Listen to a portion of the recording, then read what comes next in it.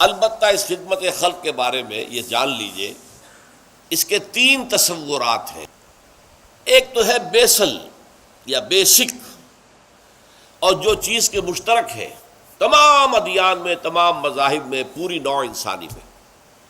وہ تصور کیا ہے؟ بھوکے کو کھانا کھلاؤ، اس کے پیٹ میں آگ لگی ہوئی ہے، بھوک کی، اسے بجھا لو۔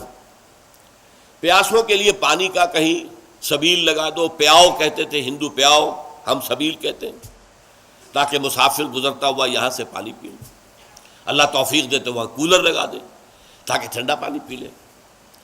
یتیموں کے لیے یتیم خانے بناؤ، یتیم کی سرپرستی کرو، بیواؤں کی سرپرستی کرو، تو محتاجوں کی مدد کرو، مقروض کی مدد کرو، وغیرہ وغیرہ، اور جو بیمار ہیں ان کے معالجے کا، دوائی دارو کا بندوبست کرو۔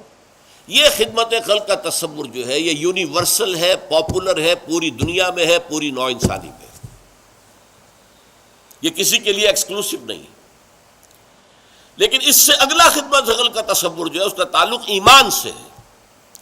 اگر تمہیں یقین ہے کہ اصل زندگی آخرت کی زندگی ہے، اور اگر یہاں پر سیدھے راستے پر نہ چلے تو ہمیشہ ہمیشہ کے لیے جہنم میں جھونکے جانا، اگر یقین ہے تو سب سے بڑی خدمت خلق یہ ہے کہ لوگوں کو جہنم کی آگ سے بچاؤ۔ تم نے اس کے پیٹ میں جو بھوک کی آگ لگی ہوئی ہے وہ بجھا دی، اور وہ سموچا جہنم کے اندر جانے والا، اس کی تمہیں فکر ہی نہیں، پرواہ نہیں، تو تم سے بڑا تو پھر سنگ دل اور کوئی نہیں ہے، بشرطے کہ یہ تم پر منکشف ہو چکا ہو۔ اس کا تعلق ایمان کے ساتھ۔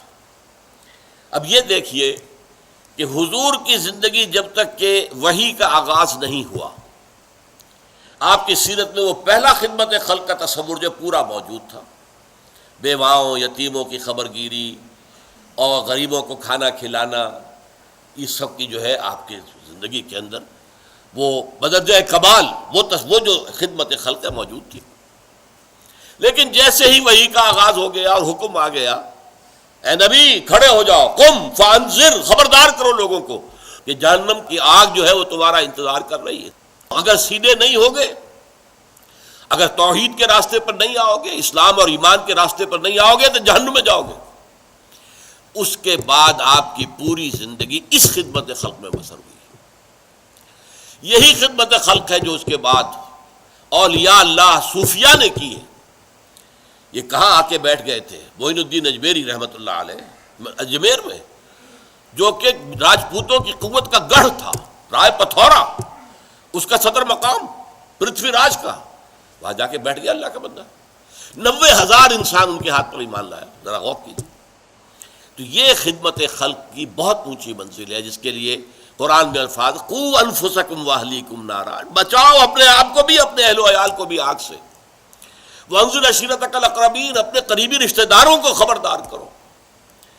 تو یہ جو معاملہ ہے یہ خدمت خلق کی وہ بلند تر منزل ہے جس کا تعلق ایمان کے ساتھ ہے۔ ایک اور تصور جو ہے خدمت خلق کا وہ بہت اہم ہے، اور وہ یہ ہے کہ نظام اگر انسان کا جو ہے نظام زندگی وہ غلط ہے، تقسیم دولت جو ہے وہ غلط بنیاد پر ہو رہی ہے، وہاں عوام کو حق نہیں پہنچ رہا، سارا اوپر کا ایک طبقہ ہے کہ لا یکون دولتم بین الاغنیاء منکم، سرمایہ داروں کا ایک طبقہ ہے، دولت انہی کے درمیان گردش کر رہی ہے۔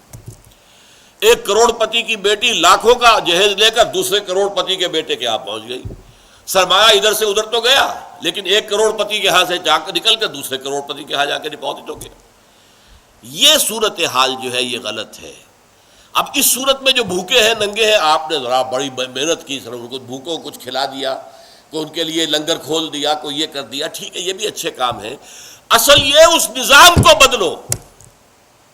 اگر ایک چکی جس سے آٹا آپ پیس رہے ہیں، ایک تو چکی ہے جس میں چاروں طرف آٹا گر رہا ہے، چاروں طرف نکل رہا ہے، چاروں طرف آٹے کا ڈھیر بن رہا ہے، ایک چکی ایسی ہے جو پیستی ہے لیکن ایک طرف آٹا ڈال رہی دوسری طرف ڈالتی نہیں، ایک طرف ہیوز ہے ایک طرف ہیو ناٹس ہے۔ تو جب تک اس چکی کو درست نہیں کرو گے، یہ چکی ہے جو غربت پیدا کر رہی ہے، یہ غلط نظام ہے جو غربت کو پیدا کر رہا ہے، پروموٹ کر رہا ہے، بڑھا رہا ہے، چڑھا رہا ہے۔ لہذا اس نظام کو بدلنا، نظام عدل و قسط کو نافذ کرنا، یہ ہے اصل میں خدمت خلق کی سب سے اونچی منزل اس دنیاوی اعتبار سے۔ اگرچہ اصل سب سے اونچی منزل جو ہے اخروی اعتبار سے وہ تو یہ ہے کہ لوگوں کو صحیح راستے کی طرف بلایا جائے۔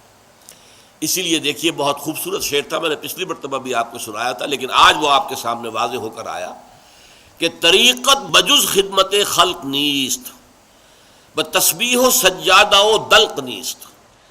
ایک تو یہ کہ صوفیوں کا، مولویوں کا جو خاص ہوتے تھے فقیر اللہ کے نام پر کام کرنے والے، وہ ایک خاص قسم کی گدڑی پہن لیتے تھے، کندھے کے اوپر جو ہے ایک سجادہ، ایک جانماز ڈالی ہوئی ہے، ہاتھ میں تسبیح ہے۔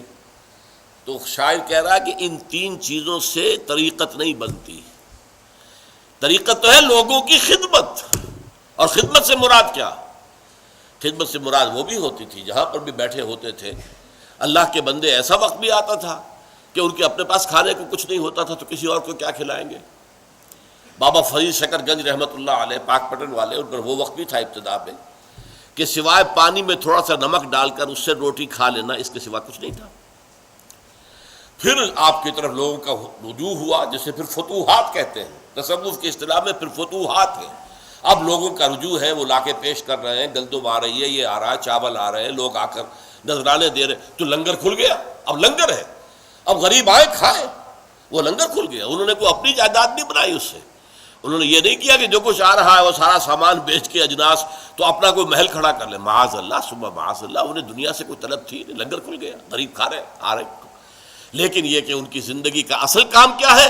لوگوں کو حق کی طرف بلانا، اللہ سے متعارف کر دینا، اللہ سے تعلق جوڑ دینا، جس کے لیے حضور نے فرمایا لوگوں میری اور تمہاری مثال ایسی ہے کہ آگ کا ایک بہت بڑا الاؤ ہے، تم اس میں گر پڑنا چاہتے ہو، تمہیں نظر نہیں آ رہا، جہنم تمہاری نگاہوں کے سامنے نہیں ہے، تمہاری نگاہوں سے اوجھل ہے، میری نگاہیں اللہ نے کھول دی ہیں، مجھے جہنم نظر آ رہی ہے، اور میں دیکھ رہا ہوں کہ تم جہنم میں گر پڑنا چاہتے ہو، اور میں تمہارے کپڑے پکڑ پکڑ کر گھسیٹ رہا ہوں کہ خدا کے لیے بچو اس جہنم کی آگ سے۔ یہ ہے خدمت خلق کا بلند ترین تصور، دعوت اللہ، اور لوگوں کی سیرت اور کردار کو سنوارنا تاکہ وہ اللہ تعالیٰ کے ابدی عذاب سے بچ سکے۔